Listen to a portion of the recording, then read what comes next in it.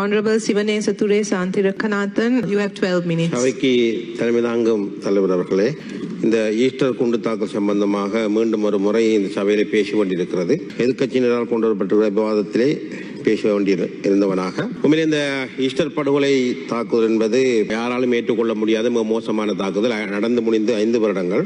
உண்மையிலே 170க்கு மேல் 170 அறையிலே, அதாவது மரணித்தவர்களும் திட்டமிட்ட மரணித்தவர்களை உள்ளடங்களாக வந்திருக்கிறது. 500 பேருக்கு மேல காயப்பட்டார்கள். அதில் முக்கியம் என்னவென்றால் 15 நாடுகளைச் சேர்ந்த 45 வெளிநாட்டவர்களும் மாண்டு போனார்கள். அதை சர்வதேச ரீதியாக அமெரிக்கன், ஆஸ்திரேலியன், அதேபோல் இன்டர்போல் போன்ற போலீசாருடைய உதவியோடு அரசாங்கம் அதை ஆய்வு செய்தது. அதையிட்டு வேலைத்திட்டம் இன்னமும் இடம்பெற்று நான் நம்புகிறேன் உயர் நீதிமன்றத்திலே வழக்குகள் இடம்பெற்றுக் கொண்டிருக்கிறது. இருந்தாலும் இது ஒரு தேர்தல் ஆண்டின் அடிப்படையிலே எதிர்க்கட்சியினரும் சிலரும் இதை மாண்டு போன அந்த ஜீவன்களை மையப்படுத்தி இன்னமும் விவாத பொருளாக ஆக்கி கொண்டிருக்கிறார்கள். அதையிட்டு நாங்களும் பேச வேண்டியிருக்கிறது. அந்த அடிப்படையில் இந்த குண்டு வெடித்ததன் பின்னர் ஆணைக்குழுக்கள், விசேட பாராளுமன்ற குழுக்கள் என்று பல விடயங்கள் நடந்தேறி வந்திருக்கிறது.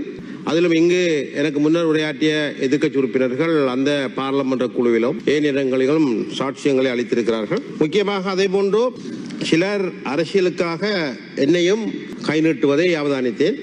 அவர்களை பற்றி நான் கவலை தான் அடைய முடியும். ஏனென்றால் அவர்கள் இதை பற்றி நன்கு அறிந்திராமல் தேடி பார்க்காமலும் சொல்லுகிற விடயங்களாக அதை நாங்கள் முற்றாக மறத்திருக்கிறோம். இதற்கு முன்னால் சொல்லியிருக்கிறோம், எத்தனை விசாரணை வந்தால் நாங்கள் தயாராக இருக்கிறோம் என்று. அதுபோன்று இங்கு பலவிதமான கேள்விகள் எழுப்பப்படுகிறது. அதிலும் சில விடயங்களை தொட்டும் தொடாமலும் அவர்களுக்கு சாதகமான விடயங்களை மாத்திரம்தான் கேள்விகளாக கேட்பதை நான் அவதானித்தேன். எதிர்க்கட்சியில் இருக்கிற அனுரகுமார் திசாநாயக்க மாத்திரம் ஒரு சிறப்பான கருத்தை சொன்னார்.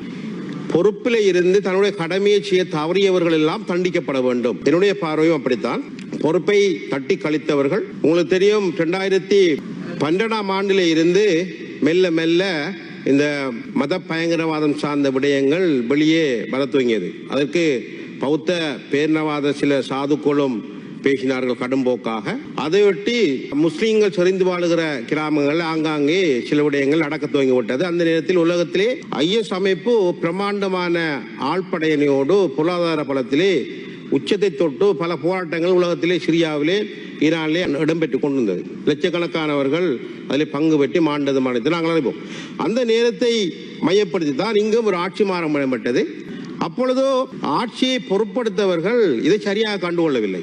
அவர்கள் தங்களுடைய ஆட்சியை பலப்படுத்த வேண்டும் என்று இங்கிருக்கின்ற தமிழ் தேசிய கூட்டமைப்போடு அவர்களுடைய கதையை கேட்டு பின்னால் ஒரு பக்கமும், அதுபோன்று முஸ்லிம்கள் எல்லோரும் ஒன்றாக பார்த்ததன் காரணமாக இஸ்லாமிய தலைவர்களையும் பாதுகாக்க வேண்டும் அவர்களுடைய கருத்துக்கும் இடம் கொடுத்து கொண்டு ஆட்சி நடத்தி கொண்டிருந்தார்கள். அதில் ஒரு நல்ல உதாரணம் எங்களுடைய இப்போதைய நீதியமைச்சர் விஜயதாச ராஜபக்ச அவர்கள் 2017-18 இது அழகாக சொல்லியிருந்தார். அந்த நேரத்தில் அதை யாரும் கண்டுகொள்ளவில்லை. பின்னர் தான் இதை ஒரு மிகப்பெரிய பிரச்சனையாக பார்த்தாலும் குண்டு வெடித்தது பின்னர். அந்த நேரம் அவர் தெளிவாக சொன்னார், ரத்தம் சிந்த போகிறது என்றெல்லாம் அழகாக சொல்லியிருந்தார்.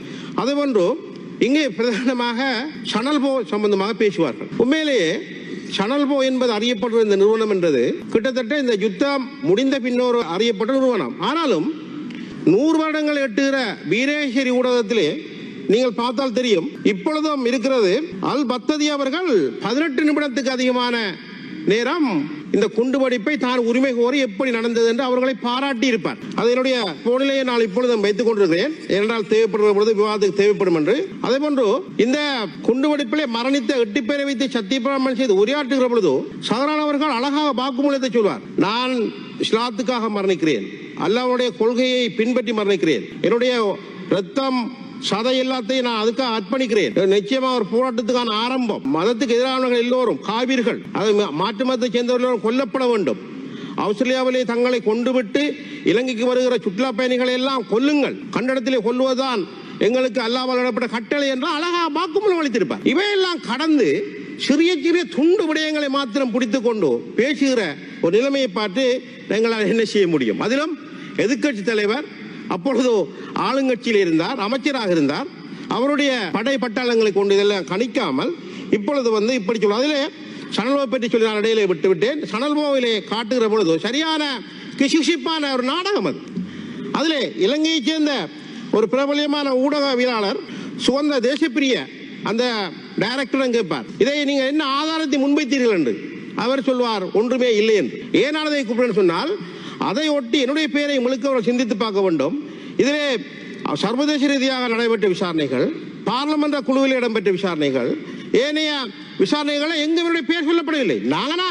நான் சிறைச்சாலையில் இருந்தேன் என்ற அடிப்படையிலே அங்கு வந்த இளைஞர்கள், அவர்களுடைய எண்ணங்கள், அவர்களுடைய செயற்பாடுகள், அவர்கள் பயிற்றுப்பட்ட விஷயங்கள், நவம்பர் மூலம் எப்படி உரையாற்றினார், அவருடைய எண்ணக்கரு என்ன என்பதையெல்லாம் நான் போய் ஜனாதிபதியால் அமைக்கப்பட்ட ஆணைக்குழுடன் சொன்னேன். அதன் பின்னரும் இப்பொழுது இடம்பெற்று முடிந்திருக்கிற ஜனாதிபதி கமிஷனிலே சணல் சம்பந்தமான விடயங்களை அந்த தலைவரிடமும் குழுவிடம் போய் நான் ஒப்புவித்து வந்திருக்கிறேன். ஆக எத்தனை குழுக்களை போட்டாலும் உண்மையாகத்தான் இருக்க முடியும்.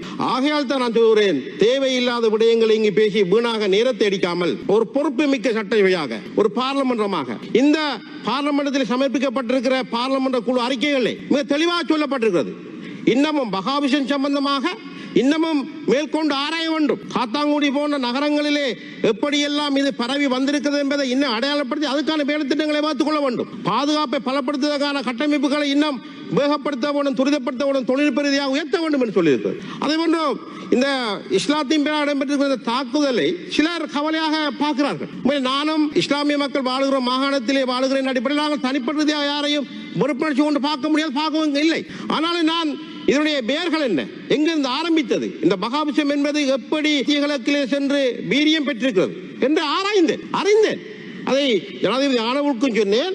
இன்று கூட நான் எங்களுடைய தமிழில் ஒரு புத்தகத்தை அடித்து வெளியிட்டிருக்கேன். ஏனென்றால் அதனுடைய நோக்கம் என்னவென்றால் இதனுடைய பெயர் எங்கே இருந்து ஆரம்பித்தது. சாமானியமாக எங்களுடைய கிராமங்களிலே வர்த்தகம் செய்து வாழ்ந்த, எங்களுடைய தாய் தந்தைகளோடு உறவாடி வாழ்ந்த, எங்களுடைய வீடுகளில் வந்து பழகியவர்களுக்கு ஒரு பிரிவினர் இப்படி வெடிகுண்டை தாங்கி மரணிக்கிற அளவுக்கு சென்றார்கள். உங்களுக்கு தெரியும், ஜமாத்தே இஸ்லாமிய தலைமைச் செயலர் இருக்கிற தெமட்டகுட போன்ற பகுதிகளில் போலீஸ்காரர்கள் போகிற பொழுதே ஒரு கற்பிணி தாயார் குண்டை படிக்க வைத்து மரணிப்பார். இப்படியான உளவியல், அப்படியான வேகம் எப்படி இந்த இளைஞர் யுவதிகளுக்கு பூத்தப்பட்டிருக்கிறது? இதை இட்டு ஆராயாமல், இதை கூர்ந்து அவதானித்து இதுக்கான திட்டங்களை வகுத்து இலங்கையை ஒரு சமாதானமான ரத்தம் ஓடாமல் எதிர்காலத்தில் இப்படி சம்பவம் நடக்காமல், ஏதோ பார்லமெண்ட் தேர்தல் ஒன்று வரப்போகிறது, ஜனாதிபதி தேர்தல் வரப்போகிறது, ஜனாதிபதி தேர்தல் வந்தவுடனே நாங்கள் ஆட்சி வந்தால் இதை விசாரித்து பிடிப்போம் என்றால் யாரை எங்கு கொண்டு செலுத்துவது? சர்வதேசத்திலே பேர் புகழ்பெற்ற எத்தனையோ பிரிவுகள், இதை எதிர்கொண்ட பிரிவினர் வந்து அறிக்கையிட்டிருக்கிறதை கூட நம்பாமல் அனுரகுமார திசாநாயக்க அவர்கள் அரசியலுக்காகவும், சஜித் பிரேமதாஸ் அவர்கள் அரசியலுக்காகவும், இவர்கள், நான் ஏற்கனவே சொன்னேன், திட்டங்களுக்கு பொறுப்பு கூற வேண்டிய சில தப்பிச்சென்று வெளிநாடுகளிலே அரசியல் தஞ்சம் அடைவதற்காகவும் இவர்களுக்கு வழங்குகிற தகவல்களை துண்டை பாலை பிடித்துக் கொண்டு தொங்குகிற நிலைமையை தான் இந்த பாராளுமன்றத்தில் பார்க்கக்கூடியதாக இருக்கிறது. ஆக ஒரு பொறுப்புமிக்க பாராளுமன்றத்துடைய பணியை நாங்கள் நிறைவேற்ற தவறிக்கொண்டிருக்கிறோம் என்பதுதான் வாதம். அந்த அடிப்படையில் இது நடந்து முடிந்திருக்கிற இந்த மிக மோசமான கவலையான விஷயத்திலே 400க்கு அதிகமான காயப்பட்ட உறவுகள் இருக்கிறார்கள். அதிலே நான் நம்புகிறேன் 100க்கு அதிகமான இன்னும் இயங்க முடியாமல் இருக்கிறார்கள்.